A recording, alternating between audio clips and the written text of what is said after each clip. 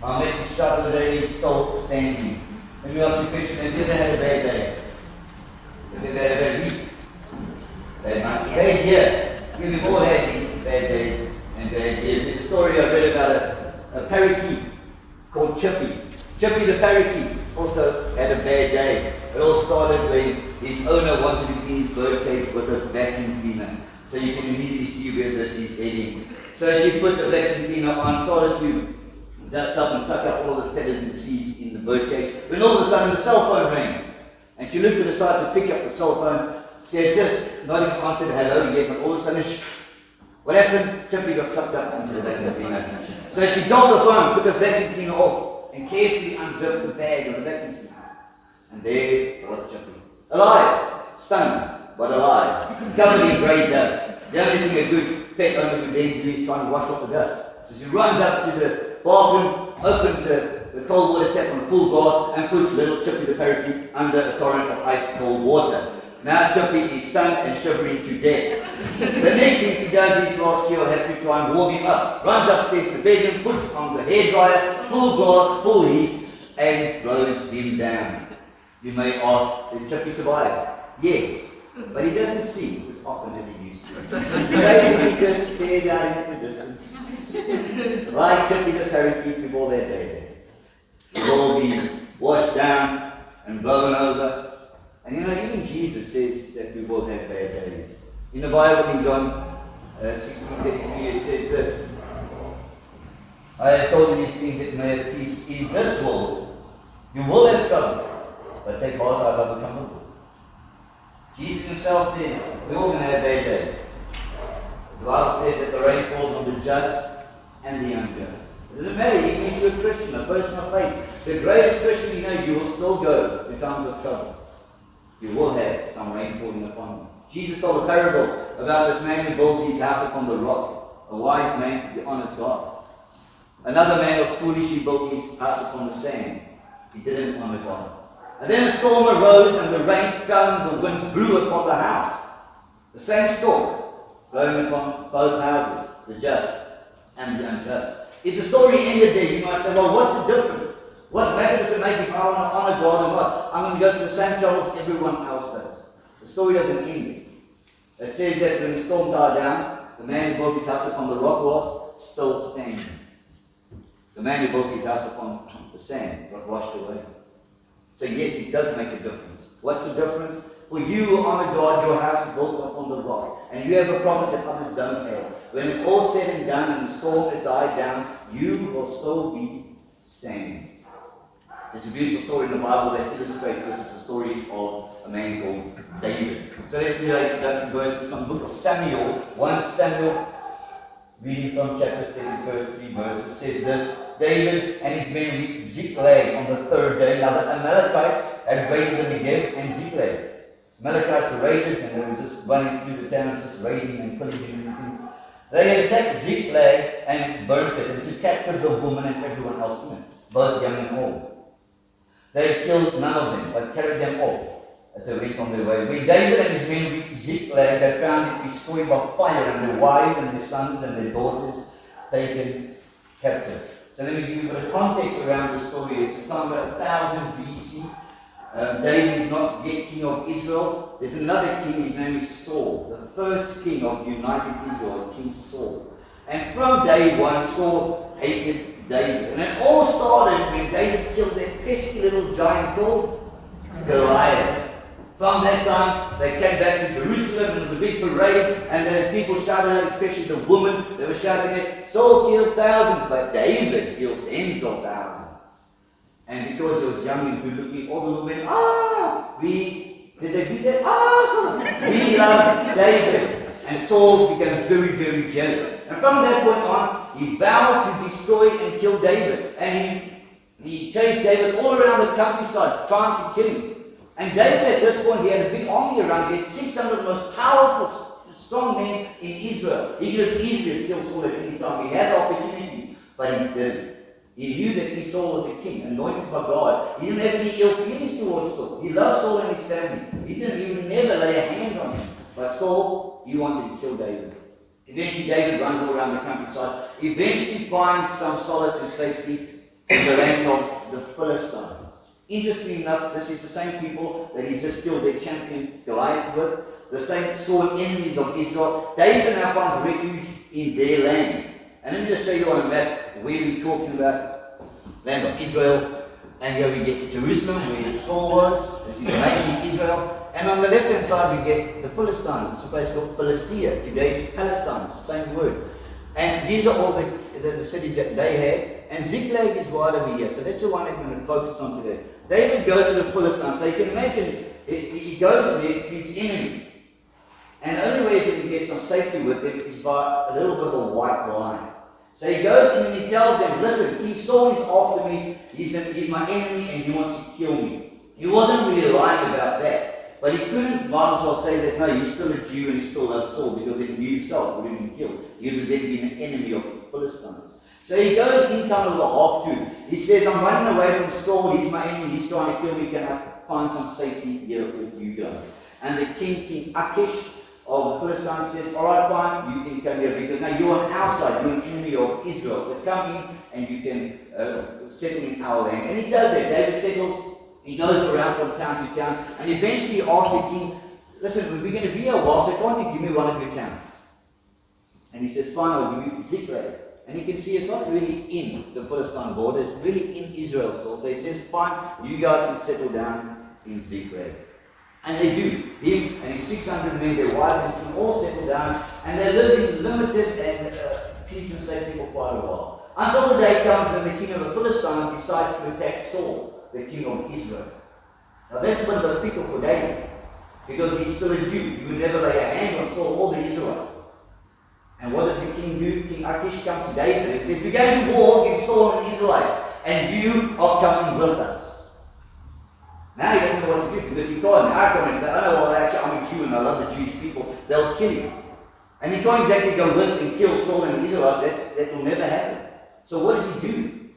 So he gets his men, he gathers on behind the army, and they start heading out towards Saul, for this battle, for this war. All of a sudden God intervenes. The commanders of the Philistine army come to Achish, the king, and say, listen, I see you got your buddy David with you, they're in a good relationship, but we don't like him, we don't trust him. He's still a Jew, and we think that when we get to Saul, he's going to turn on us and attack us. So tell him not to go with us. So Achish, he goes to David and says, buddy, I like you, I like what you're doing here, but listen, my commanders, they don't like you, they don't trust you, so please rather stay behind and shoot. I'm sure David at that point went, shoot! Don't do that no more, because he was in between a rock and a hard place. So anyway, David is going to actually elated and say, yeah, we don't have to fight this battle we saw. And they go back home to Ziklag. As they go, they see in the distance fire burning from the town of Ziklag. They rush towards it, all to find out their town is burned to the ground. There's nobody there. All their wives and children, everybody, young and old, moms and dads, everybody was taken captive, kidnapped. What do you do when your world falls apart? What do you do when you have such a bad day? Well, from the story of David, we're going to learn three things. What David done and what we can also do when we have bad days. The first one is David finds strength in the Lord. Everybody say strength. Strength. Not your strength, it is Lord's strength. We read, continuing from 1 Samuel 30. So David and his men wept aloud until they had no strength left to read. David's two wives had been captured. Ahinoam and Jezreel and Abigail, the widow of Nabal of Carmel. David was greatly distressed because the men were talking of stoning him. They were so distressed, they said, well, David, it's your fault. You brought us to this land, and now look what happened. Each one bitter in his spirit because of his sons and daughters. But David found what? Say it again. Strength in the Lord his God. So the first thing David and his men do is weep. It's all right to cry. When you're going through a process of mourning or grieving or loss or hurt or pain, that's okay to cry. Even Jesus, when he's at the tomb of Lazarus, his friend, wept bitterly because his friend had died, and he saw the heartache and sorrow and loss in Mary and Martha. Let me tell you what maybe you need to get today. It's okay to cry. It's okay to weep. We all go through struggles, and terrible things happen in our lives, and sometimes we just need to let loose. And can I tell you something else? David and his men wept. So let me tell the men what you probably don't want to hear today. It's okay for you to cry too. Sometimes as the men, and you'll we've got to be strong, we've got to hold it all together for our families and everybody else. Let me tell you that you can cry too. There's a time when, as emotional beings, we all have to just let it out. And sometimes the struggles and troubles of this world will overwhelm us so much that the only thing we can do is really weep. And just like David and his men, they wept until they couldn't no more. And that's fine too. You weep and you cry until you're ready, until you finish. Until you finish the grieving, mourning process of whatever you're going through. But eventually David did decide, but he can't continue to weep. He is finished now, he needs to do something else. He needs to encourage himself, he needs to get up and do something about the situation. And that's where it says in verse 6 that he found strength in who? The Lord. Because in some of the times and struggles we go through, we don't have the strength ourselves. And we overlook it. We just don't have it. So we wonder ourselves, how are we going to overcome this thing? How do we fight tomorrow's battle when we don't have the strength? Well, it's not going to be your strength, it's going to be God's strength. You've got to depend and rely on Him and His power. The Bible says that it's in His power and His might that you will overcome the struggles of life. Another translation says that David encouraged himself in the Lord. Sometimes the people around you won't encourage you. They don't know what you're going through. Sometimes you want to keep it hidden and you want to keep it yourself. And there's nobody around you to encourage you. That's the time when you've got to dig deep into your spirit and encourage yourself. And find strength in the Lord and His mighty power. That's the first thing David done. He grieved, he mourned, he wept, and then he got over and he said, I've got to move forward with God. And God, I can't do this by myself. I don't have the strength left even to cry, let alone to fight this battle that's ahead of me. So God, I ask you to give me your strength and your power. That's the first thing David, and the second thing he done was inquire of the Lord. David inquires of the Lord. Let's continue the story. It says this in verses 7 to 8. Then David said to Abiathar, the priest, the son of Amalek, he was the high priest killed by Saul, bring me the ephod. Everybody say ephod. Abiathar brought it to him, and David inquired of the Lord, shall I pursue this raiding party? Will I overtake him? At this point, David didn't even know who done this. He just knows that somebody came, took his wives and children, and they ran off. He said, shall I pursue them? Will I overtake them? Pursue them, he answered. You will certainly overtake them and succeed in the rescue. And what David done was to speak to the Lord. The first thing he done, which oftentimes we overlook and don't do, is take it to the Lord in prayer. When we have problems and struggles and things come upon the Lord, oftentimes God is the last resort, isn't it? We can't do it ourselves first. David tells us that the first thing you must do is go to Him in prayer. You call upon Him for guidance, for wisdom, for direction. Just like what he done. What was interesting about this story is he calls for the ephod. Everybody say it again, ephod. You know what the ephod is? Put up your hand if you've heard or know what the ephod is. So if you read the story, you would probably think, what is the ephod and why did he need that to talk to God? Well, let me tell you what the ephod was. It was a part of the high priest's garment. The high priest of Israel had special sacred garments made for him. One of these pieces of garments was called the ephod. So for your edification today, I just happen to have the high priest outfit on me. And I'm going to quickly put it on just to show you. And you can take photos, I don't mind. The first part was just a coat, a robe. White. Then used to be under, obviously he had underpants underneath this. Right, he wasn't free willy, they had undergarments. And then they had another coat, another robe, took over this one. And this was a blue one, so the first one was white, the second one was blue. And as you can hear the jingle bells, jingle all the way. This was because when the priest went into the Holy of Holies, if they didn't, when he was busy ministering in the Holy of Holies, they would hear the bells ring. If they didn't hear it, it probably meant that he was dead. That sometimes the tradition of the Hebrews say that they actually should tie a rope around his ankle when he went in there. So jingle, jingle, jingle, they didn't hear it. They should just pull the rope out because he was dead. They couldn't go in there, so they just pulled him out. Anyway, that's the jingle bells. Not important for the message today. This is the ephod. This is the one I want to talk about today, the ephod. So on top of these two, they had a third one, and that's called the ephod. And the ephod was a little bit different. It was different colors. It was gold, and scarlet, and blue. And this is what David wanted. Why would he want this? This piece of material. Because this wasn't the only piece of material. This ephod was connected to the breastplate. Now this is the important part.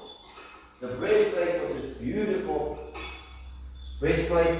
It had 12 gemstones on it with the Hebrew names of the 12 tribes of Israel. And this was always connected to the ephod. They never went without each other. So I'll just put this on quickly. If I can, I don't know where this other thing is. You see, I don't do this often. Thank goodness I was an high priest, I'll be fired. So this is important for us. But again, why would David want to inquire God and counsel God through this thing? No one's ever done that in the Bible. Because there was a third part of the ephod that was even more important. And that was called the Urim and the Thummim. I don't even want you to repeat that after me. Urim and the Thummim. These were stones. Stones, sacred gemstones that were kept in the pouch of the breastplate. And this is what David wanted. He said, bring me the ephod connected to the breastplate, because in the breastplate are the stones that I can talk to God with. The Urim and the Thummim. The Urim, as you can see on the picture ahead of you also, was a bit larger and always white. Larger than the other stone. And the word Urim means white. The other two stones were the Thummim. They were a bit smaller, black and white. Decision stones. This meant yes, the white one, the black one meant no. So this is what would happen. The leader of Israel, at this time it would be David, because Saul was busy being killed in battle, would come to the high priest. This guy, Abiathar, was a son of the high priest. His father was killed, which makes him the rightful high priest. He would go to the high priest and say, bring me the ephod and the breastplate and the Urim and the Thummim. And then Urim and the Thummim, because I want to counsel God. And then they would ask a question. The questions were always yes or no. It couldn't be detailed questions. It was simple. Like your question for me today is, will I win the lotto tonight? Alright? You got that one. Alright? That's your question. And then what I will do as the high priest is I will counsel God. So what I'll do is I'll put my hand into the breastplate. I'll first pull out the Urim, because that's the biggest one. I can feel that easily. So I pull that out. I've got the Urim. And the other two, I'm not looking, but they're the same texture, same size. So I don't know which one I'm going to pull out. So I just choose one, and I pull one out. For you guys today, it's going to be the black one. So you're not going to win the lotto tonight. Right? So just for this, I will pull out the black one, and then this will mean no. So the answer is given. No, you won't win the lotto. But what about this stone? This was God's decision. So this was a decision of the high priest? No. And he would wait for God's confirmation. What would happen with this stone? It would light up. It would start glowing brightly. That meant that God was speaking and God confirmed the answer to be known. Isn't that weird? That's how it worked. In the culture around the world in ancient times, this would be called oracle stones. Interesting that God done the same thing. So listen, David comes to the high priest or the priest Abiathar and he says, should I pursue this waiting party? And what does the priest do? He pulls out Urim, pulls out the Thummim. It's a white stone. It means yes. And then he would wait for God's confirmation. And there before David, this stone would glow brightly. And then the high priest and David would know that God confirmed the answer that he can indeed go and pursue the waiting party. Isn't that cool? So you learned something today. And now you take off all of these clothes because you're getting a lot of here. So that is the inquiry of the Lord. And this was not only done by David, but done by Saul. If this thing didn't light up, it did happen also. If it didn't light up, it meant God wasn't speaking. So you could do nothing. That means that God wasn't speaking. You gave no confirmation, yes or no. That means you don't do anything. What you would then do was try again later. Sometimes you get those phone calls that says we are experiencing a technical problem. That's probably what happened. So they are showing you a bit about the high priest, more importantly, about these precious stones of the Urim and the Thummim. And the Bible mentions it many times, but it doesn't tell you anything about it. It doesn't tell you how they use, what they use. Well, I'll be honest with you, just like a disclaimer. Nobody really knows how they look or what they were used for. What I've told you is based on a lot of research from Jewish literature. Obviously, these things are no more there. There's no high priest garments. There's no more Urim and Thummim. So no one really knows how they look or what they were used for. But this is based on a lot of ancient Jewish traditions. So the principle of this is not mainly just the stones, but that David inquired of the Lord. He took it to the Lord in prayer and he said, God, I need your help. And that's what the principle for you and I is. When we're in struggles and troubles in life, we don't have the immunity, but you've got God and His Holy Spirit. And any time of the day, any time you feel that you're in trouble, you can go to God. My encouragement is that you go to Him first. And say, God, I don't know what to do about this, but can you guide me? Can you lead me through your word, through people, through your Spirit? Can you help me overcome this? Lord, more importantly, can you give me the victory? And that's what our third and final point is, David's victory to the Lord. So we're going to read our final few verses. It says this, David and his 600 men with him came to Sword Valley, and some stayed behind. 200 of them were too exhausted to cross the valley, but David and the other 400 continued in their pursuit. So David is wet, is worn, is grieved, he's then encouraged himself, obviously the people around him, the soldiers, and he says to them, listen guys, we can't just stay around here. We've got to go and see where our sons and daughters and our wives are and our possessions. So he says, get your weapons, we're going to go and track these people down. He doesn't know who they are or where they've gone to. But obviously from the remains of the site of the Ziklag, you can see where the tracks have gone. So they got a fair idea of where to go. So they start heading down towards this valley of Bethsor. And as they get there, 200 of the men are too exhausted. And they say, we're not going to go further, we're going to stay here. And David says, finally, he'll take the 400 men with him. He's only David and 400 men against a big raiding party of thousands and thousands. And they go, and on their way, still trying to track to find out who these people are and where they are, they come across a boy in the field, just left there lying. And they see this boy, and they go to him and say, well, they give him some bread and water and come to him a bit. And then David asks the boy, he says, listen, who are you? Where do you come from? And he says, well, I'm an Egyptian slave, and my master is an Amalekite. And then this guy goes all by himself to tell them the details of what the Amalekites have done. He says they've just raided all the towns of the Negev, and they've raided and burned down the city of Ziklag. Then David knows exactly who done that to him. So then David, very excited about this news, says, well, listen, can you show me where these guys are? The Egyptian says, fine, I'll do that, but please don't give me back to them. David says, fine, I promise. So he leads him down to where the Amalekite army, the raiders are. They're having a big party with all the villages they've just come from. David and his 400, they take opportunity and they strike and attack. And man, you'd think this could only last an hour or two. It lasted a day and a half. They were fighting with these Amalekites. Eventually they destroyed all of them except for 400. David only took 400 men in. The only surviving people of the Amalekites were 400. They got on their camels and they ran for the hills. On that day, David recovered all his possessions, more importantly, his wives and the children and the wives of all his men too. What started out as his greatest defeat turned into his greatest victory. When it all said and done, David was still standing. You know, we live in Eastern Cape, especially in Port Elizabeth and here in Newton, we have very, very strong winds, especially the last few weeks. I don't know if you've noticed, but there's been some horrific winds in Newton. It's called the windy city in PE. So we're familiar with strong winds. Some other places like North, Joburg, they don't have these winds. We're going to speak to people from up north that always come down and say, you know, the only thing we don't like about this place is the wind. And you know that we don't even have bad winds. Overseas they have hurricane winds. These things blow very hard. These winds are so strong they can pull trees right out of the ground. Big oak tree, nothing, just breaks them over. There is one tree that does not break under the hurricane winds. The palm tree. The palm tree. When the hurricanes wind blow against it, you'll see this palm tree bend, but it won't break.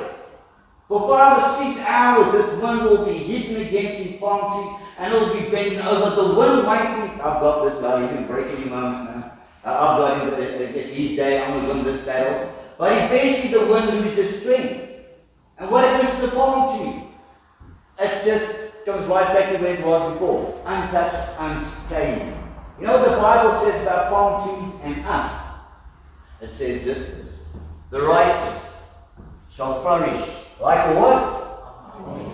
Say it again. A palm tree. Why does God say that we are like palm trees? Because God knows that we're going to have days of trouble and struggle. There's going to be days that's going to knock us down. And we're going to be bent over, but we will not break because we have the power of the palm tree. God knows it's only temporary. Whatever you're going through, the struggle and the trouble, the storm that you're in, it's only temporary. Eventually, The strength of that wind will die down. And what will happen back with you? You'll bounce back. Just like a palm tree. You know what they say? When that palm tree is bent over and that wind's hitting against it for all those hours, you might think that it's actually weakening the tree, maybe even damaging the tree. Researchers say no, it's just the opposite. When those winds are hitting against that palm tree and bending down for all those hours, it's actually strengthening the root system of that palm tree, making it stronger. So when the wind dies down and bounces back, it's actually stronger than it was before. Same for you and I. When the winds blow and the storms come, and they will bend you, but they will not break you. And when the winds die down, the storms are over, the trouble is past, you will bounce back, and you'll be better off than you were before. Just like David, we all face unfair situations. Unfair situation. It wasn't fair that David lost everything. And they rode off with his wives and his children. It wasn't fair. God never promised that life is fair. The thing for us is, what do we do in those unfair situations? Because what you do in those situations determines your destiny. Will you live with a chip on your shoulder, complain and blame God? Or will you do like David? Will you encourage yourself in the Lord? Will you inquire of Him? And will you move forward until the victory comes? That's my message for you today. Whatever the struggles and troubles you're in, because you honor God and your house is built on the rock, when the storms have died down, the wind has died down, you will still be standing. And it will be because of the strength of God that He has given you to overcome the storm. In Jesus' name. Amen. Amen.